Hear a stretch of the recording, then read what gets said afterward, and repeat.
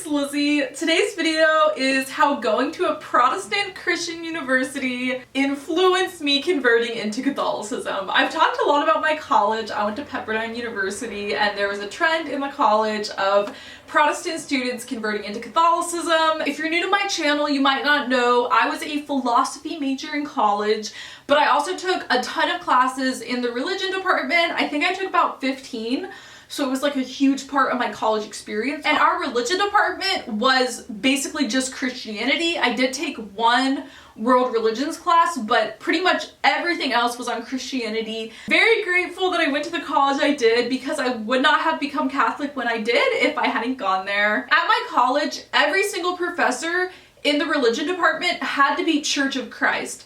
Church of Christ is the Christian denomination of Pepperdine University, although there are tons of different Christians who go there, including Catholic Christians, Orthodox Christians, and people of other faiths and who have no faith. I'm gonna list the top 10 things I learned in the Church of Christ religion department that ended up massively influencing me to find Catholicism to be true. Number one is the emphasis on going by the early church. This is one of the most important principles in Churches of Christ, that we want to be like the early church because the beliefs of the early church are the closest to Jesus and the apostles.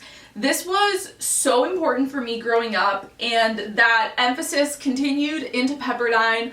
And so then when I started reading a ton of early church primary sources after college, I was like, wait, these are all Catholic beliefs in the 1st and 2nd century. And so that ended up making me want to become Catholic because I already had this belief inside me that the early church is what you want to be. Number two was learning about why Christians were persecuted and martyred in the early church. I learned that two of the main reasons Christians were persecuted is because they were accused of atheism and cannibalism. Both of these things sounded super weird to me. So the atheism is because Christians believed in one God rather than all of the pagan deities of the Roman Empire.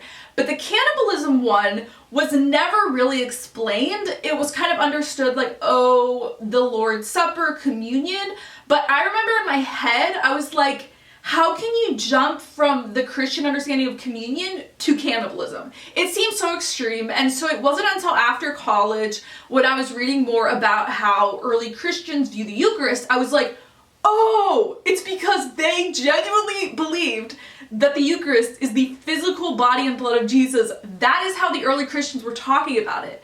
And so they were accused of cannibalism. Number three is learning the Greek etymology of the word faith, which is pistis. I took Koine Greek my first 3 semesters of Pepperdine, which is the language of the New Testament. It was one of my favorite things I've ever done in my life, but one of the hardest things I've ever done in my life, but it was so fun. And I remember my freshman year when we were learning the etymology of faith, pistis, and I believe pistuo, we learned that faith was not just an intellectual acceptance of an idea, but that it was thought of as an action word of doing something. And so our professor taught us it wasn't just believing that God exists, but it was doing sacrificial actions of love. That's what faith was. And I remember in the class asking my professor, do you think that we've lost that original meaning of faith in Christianity today? And my professor said, no, I don't think we have. But that always stuck with me. I had also been reading James recently in the New Testament, and both of those things happening at the same time, I remember thinking, I don't believe in faith alone salvation.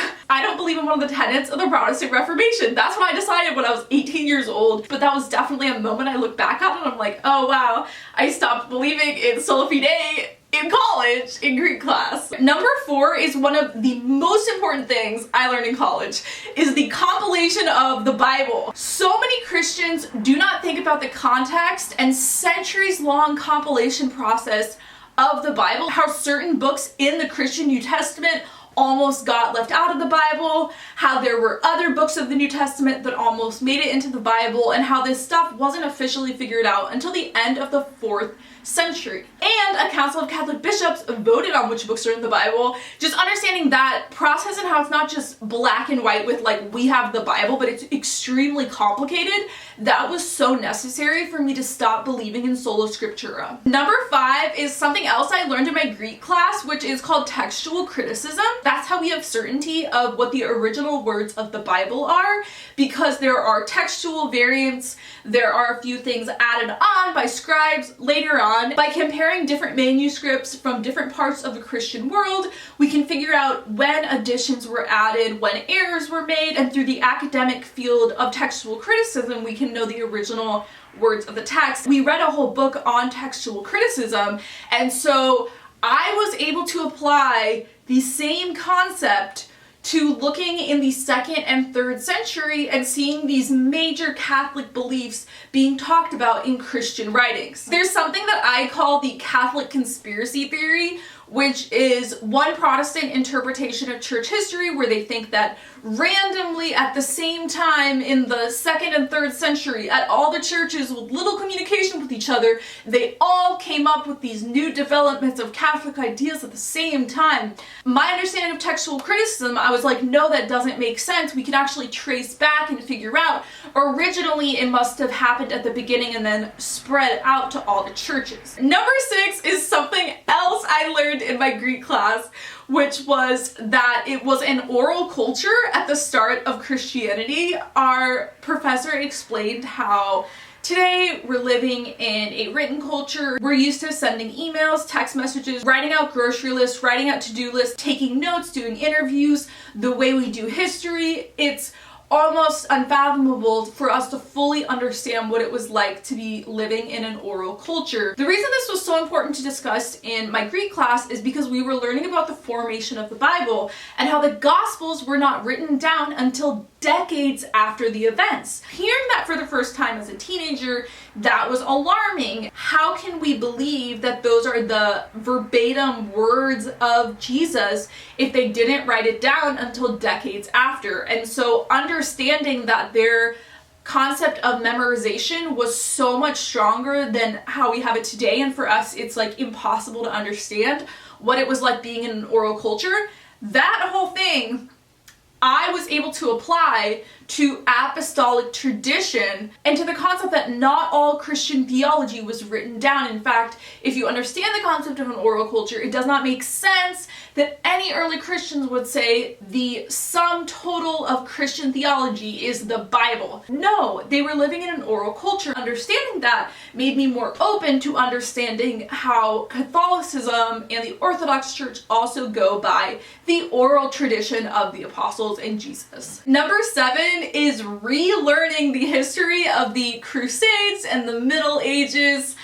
I learned such a biased view of Catholic history in my public school classes growing up, specifically AP European history. This crazy version of Catholic history that at the time I absorbed and believed in. It was actually at my Protestant university in one of the classes where our professor went over the truth of the Crusades, and I remember a class where we went super in depth on what was actually happening. I'm not at all saying everything about the Crusades was good. There were horrific parts of the Crusades, but also the way it was taught to me at least, and I think to a lot of people in school growing up, is not the full story, and so we learned kind of like a deeper picture of what was going on. It was really helpful for me, and I learned this from my professor who I don't understand why he's not Catholic. Like, there was another class where he went through a PowerPoint of like medieval church art and he was like so excited about it. And I remember thinking like, why are we going over this? That's Catholic, this is so weird. Number 8, I'm going to include, it was actually in my astronomy class, not the religion department, but it was so helpful. So I took astronomy my last semester of college, and our professor, who was not Catholic, randomly went on a rant one day about how the Galileo controversy is super biased in the way it's talked about, and he was like, the reason the Pope was mad at Galileo wasn't even about his idea, but because he wrote a comic making fun of the Pope. And then he was just explaining astronomy at that time, and it was a completely different story than what was taught in my European history class in high school that I had believed up to that point. And the fact that a non-Catholic professor could acknowledge that there's actually like a ton of context to the Galileo controversy, that really stuck with me. And I started converting into Catholicism and researching the early church about like 10 months after that. Number 9 is that I attended an Orthodox church for the first time for a class project in my church history class. We had to attend a Protestant, Orthodox, and Catholic service. I attended a Catholic Ash Wednesday Mass on campus. That honestly didn't stick with me that much until after the fact, like years later, learning that I had received the Eucharist there, and I had no idea we were not supposed to receive the Eucharist at Catholic Mass. I didn't even know about the real presence of the Eucharist, so it makes me really angry looking back that I was taking that without even understanding what I was doing, and I was so confused why the priest wouldn't tell everyone that, or our professor who was giving an assignment to go to a Catholic church and an Orthodox church, why did he not tell us, by the way, closed communion? That's crazy to me. This was my first time actually going to an Orthodox church, and it was completely different than any type of Christianity I'd ever experienced before. 2 years after that class assignment, I started going to an Orthodox church multiple times a week for like 7 months. I really think of like that experience of going for the first time is something that stuck with me, and I think it kind of drew me in to wanting to attend Orthodox more, which also taught me more about Catholicism. Number 10 is once I was wanting to go on a journey to learn more about the early church. I knew what to read and I knew how to research because of my religion classes at my Protestant college. One of the religion books that was the most influential in me joining RCIA and converting into Catholicism was by a Lutheran scholar, and it was a book that I'd read the beginning part for a class paper I'd written, and I loved it so much that I asked my parents to get it for me for Christmas. And so for whatever reason, within the busyness of being in school, I never read the whole book. And so then when I wanted to learn more about the early church, what the early church believes, I picked up this book that I already had and I read through it. And even though it was written by a Protestant, for me, it convinced me that Catholicism might be true, and then I did more reading and more research. In general, I feel like in different parts of academia for different subjects, research is a little bit different. I kind of knew how to research better than someone who had not taken those classes. Thank you guys so much for watching my video. I love you guys so much, and I will see you in my next video. Bye!